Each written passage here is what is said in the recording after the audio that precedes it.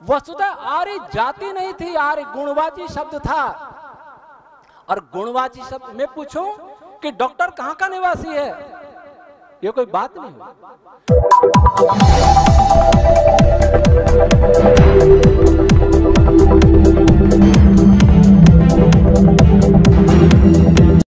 आर्य शब्द की जो चर्चा हुई थी, आर्य विदेशी या स्वदेशी, अगर आर्य का अर्थ भारतीय है, जो भारतीय नस्ल है, तो बात सही है कि आर्य यहीं के हैं।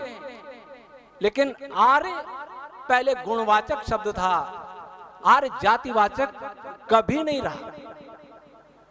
आर्य नाम की कोई जाति संसार में रही नहीं। अच्छा, रावण कौन था बताएंगे कोई?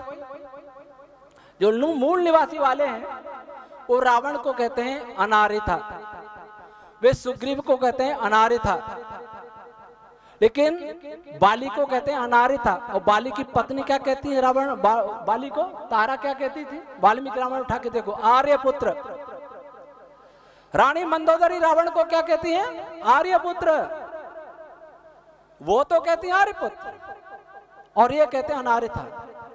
वसुधा आर्य जाति नहीं थी, आर्य गुणवाची शब्द था।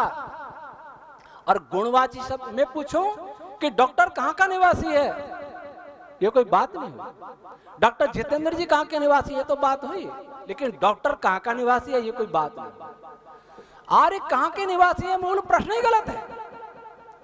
ऋषि दयानंद ने कहा आर्यावर्त देश था, इसके कारण इस देश के लोगों को आर्य कहा जाने लगा। पहले आर्य इस भूभाग में रहते थे, वेद के मानने वाले, वेदानुसार जीवन जीने वाले इस देश में रहते थे, इसलिए उनके कारण इस देश का नाम आर्यावर्त हुआ। और कालांतर में इस देश में रहने वाले सभी आर्य कहलाने लगे। तो आर्य राष्ट्रीयता का सूचक था, परंतु हमने उस राष्ट्रीयता के सूचक को भी अंग्रेजों के डर से हटा दिया। क्यों हटा दिया? इसलिए हटा दिया, एक से मैंने पूछा कि हिंदू शब्द आर्य शब्द में श्रेष्ठ क्या है, पुराना क्या है, शास्त्रोक्त क्या है, ऐतिहासिक क्या है? उन्होंने कहा है तो आर्य, लेकिन आर्य की बात करेंगे तो आर्य और द्रविड़, दक्षिण भारतीय अपने को द्रविड़ मानते हैं, तो भारत एक नहीं रहेगा, इसलिए हिंदू ठीक है, बात ठीक। पर आर्य द्रविड़ में भेद किसने किया? विदेशियों ने किया। हमने उस भेद को सत्य मान लिया।